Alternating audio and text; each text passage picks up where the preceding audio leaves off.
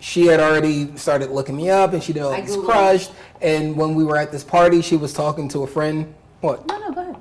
She was talking to a friend whose film I was producing. Yep. Actually, she saw that part. Oh, wow. This the after love? Okay. Yeah.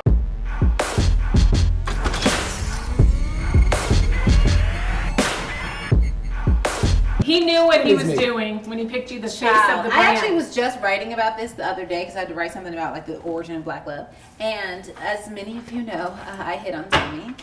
He didn't pay me a lot of attention at all. Tommy, you was like, go ahead, shorty. That's so crazy. That's insane. One day, and the third time, or after the third time, because that was a flub as well, he finally like came and found me in this party where I went and hid because he had mortified me by asking me if I was hitting on him. Anyway, so then we started talking, and I don't know how it came up, but at some point I told him that I went to USC for producing, and that's when I saw like, oh, he was like partner. Oh, so you like film and shit. He's like, you're smart. You could be creating black love.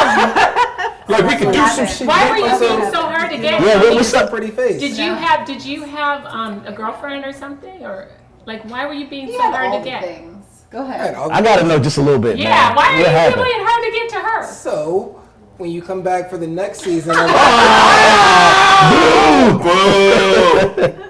Tommy had just premiered his directorial debut the night before, and he also had a girlfriend 2 nights prior. Oh, he was feeling himself. That he broke up with. Oh, so he was like, I wasn't. No. I wasn't feeling myself at all. He was distracted, Glen. He was focused. Oh, yeah, very much so was. But then when you said your credentials, he was like, oh, she cute and. Tommy, what happened, bro? So go ahead. There were a couple of things. Right. One, so we were in Toronto, and like she said, my film was there, and I had just broken up literally the night before with my girlfriend. So and sent her home from Toronto. Ooh, he's cold. Oh, dang. It was, look, we had already had issues, but this was not the sort of thing like, okay, maybe we'll come back, it'll be okay. It's like, nah, like we're done, 100% cut off.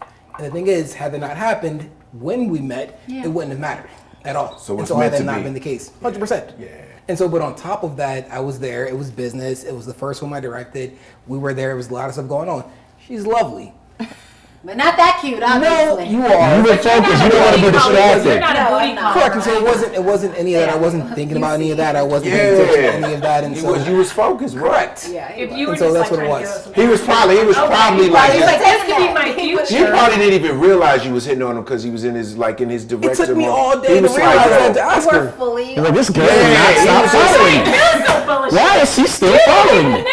Hello, hi, I see you, yes. That's like what happened for real. Were you like that? The second time we saw each other was in a theater. We were really far away, and there was definitely a wave. But you're right. He probably was like, "Oh, that's that.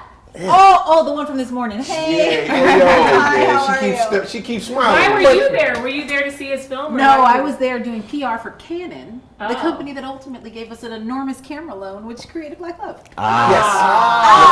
Thus, you needed her player. Right. But it was cool. So the third time, so there was a lot of stuff that happened in between, including she had already started looking me up, and she was crushed. And when we were at this party, she was talking to a friend. What? No, go ahead.